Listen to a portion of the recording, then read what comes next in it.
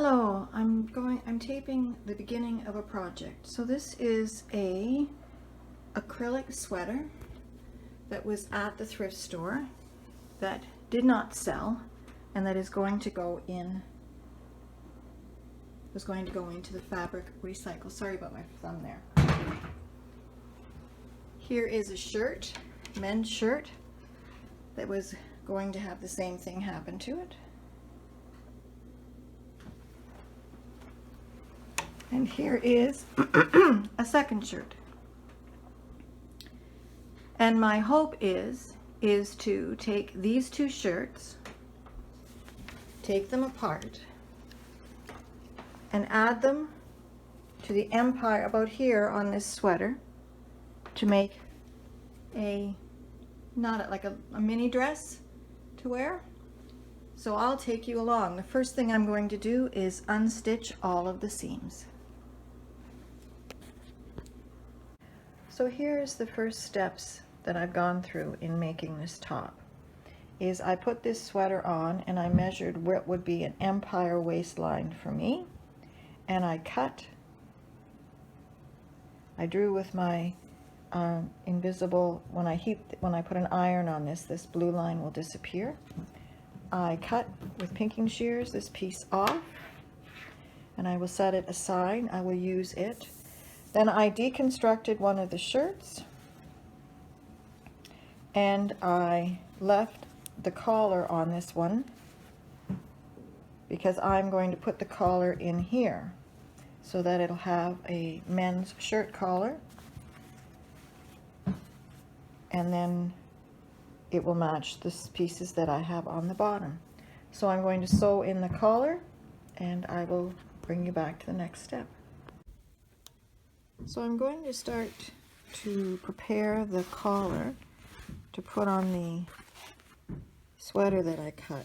And what I'm going to do is I'm going to use the yoke of the shirt where it was already sewed over the back piece, and I'm going to lay down a blanket stitch all the way along here. And on the side, when I open this seam up, we have one side of it which has got a fold over, and I'm just going to take my hand, and if it's too much hassle I'll go to the iron. I'm going to put that like that, and again I'm just going to blanket stitch that closed. In repurposing this outfit, these two shirts and this sweater, I want to do as much hand sewing as I can just because it's more comfortable by my fire here, and to utilize the seams in the shirt as much as possible as well. So where the shirt already has a nice closed seam, I'll use it. So I'm going to, and I'll be able to follow that seam right up to this point in the back where the backing ends. So I will blanket stitch all the way around.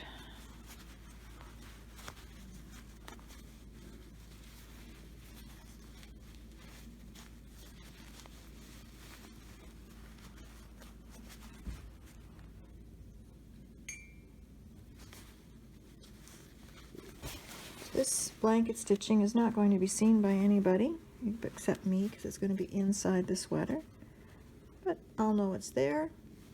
I'll know that the shirt is well put together and I don't have to worry at all about washing it. But it does make a very good place to start improving skills with slow stitching.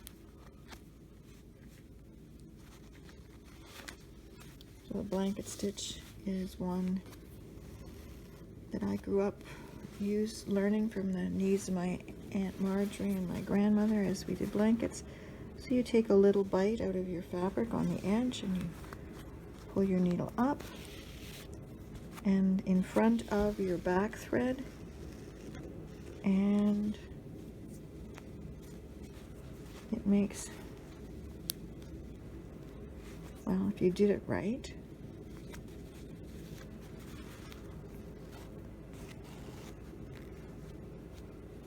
oh my, I'm getting caught on everything, aren't I? So it makes a nice little stitch.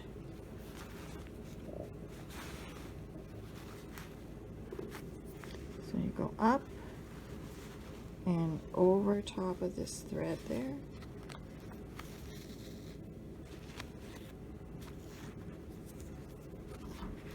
And pull it through.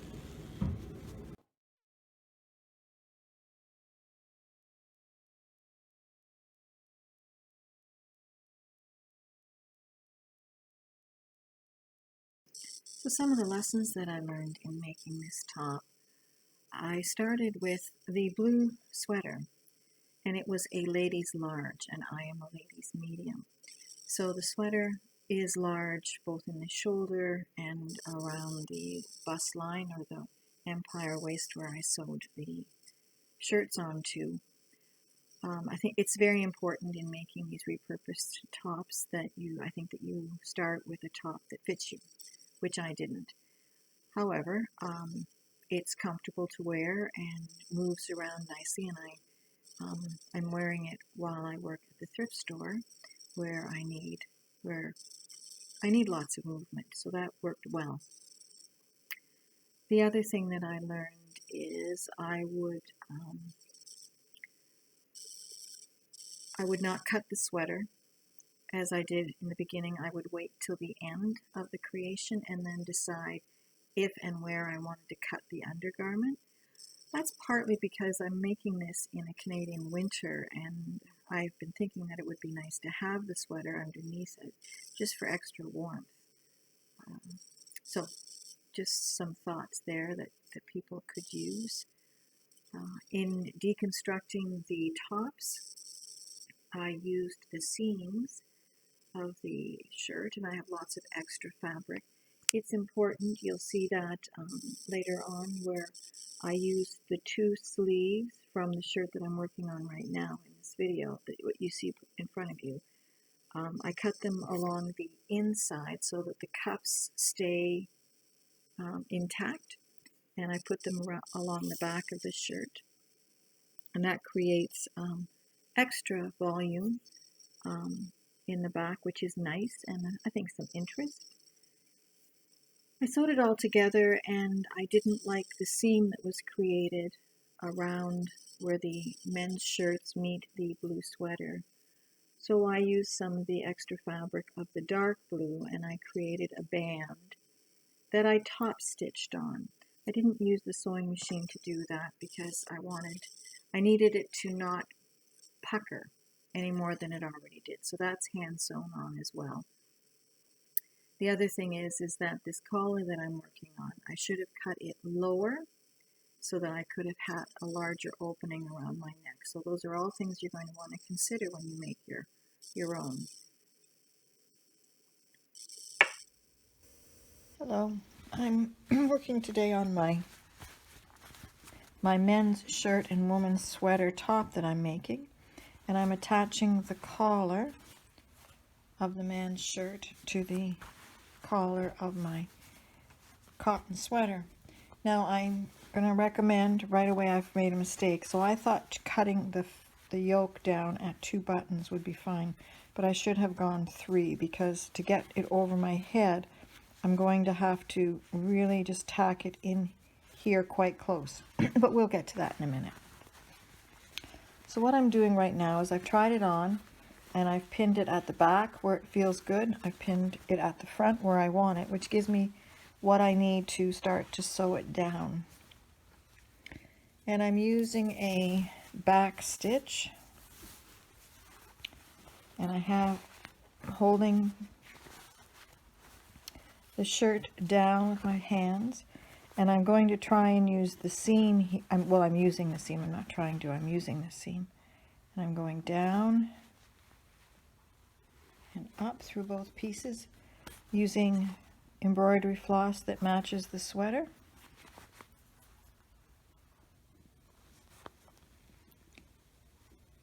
Taking probably a centimeter bite out of the fabric.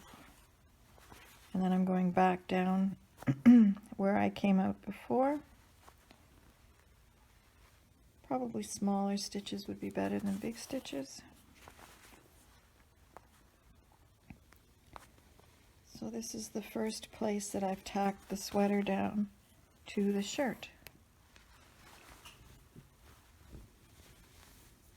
I'm going to do this seam, and then I'm going to do this seam, and then I'm going to go all the way around the neck using this seam here.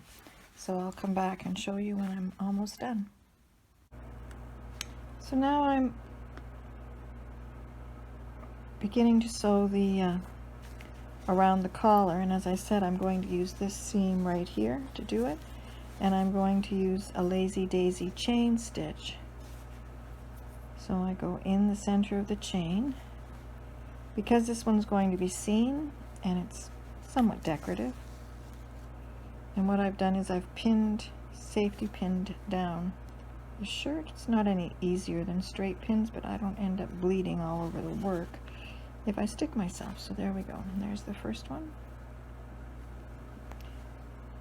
And I'm just going to try and take the same size stitches each time. So the lazy daisy stitches we did before is you go in at the top of the last apex of the stitch, you create the length of the stitch that you want, you bring your needle up in front of the thread, you pull it away from the last stitch, here's the apex of the stitch, you go back down. So I'm going, as you can see, I'm going back in where I came up so that it's the loop of the stitch is over top of everything. I'm coming up. There's my stitch. Because of these safety pins, I'm going to guide my thread all over the place. And that then tightens up the chain.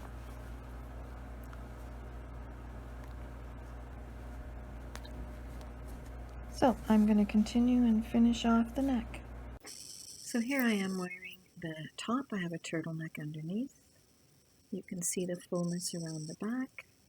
There's not too much pucker around the empire area, and if I'd started with a medium sweater, it would be better. Lots of movement. I have the deep pocket in the front that would hold my cell phone. I've sewn the two sheets, the shirts together. Here you can see the chain stitching around the neck. Not puckered at all, and I'll come back in here and you'll see the top stitching. I did a top and bottom row. Again, looks good. The two shirts are sewn together down the front so it doesn't fly open.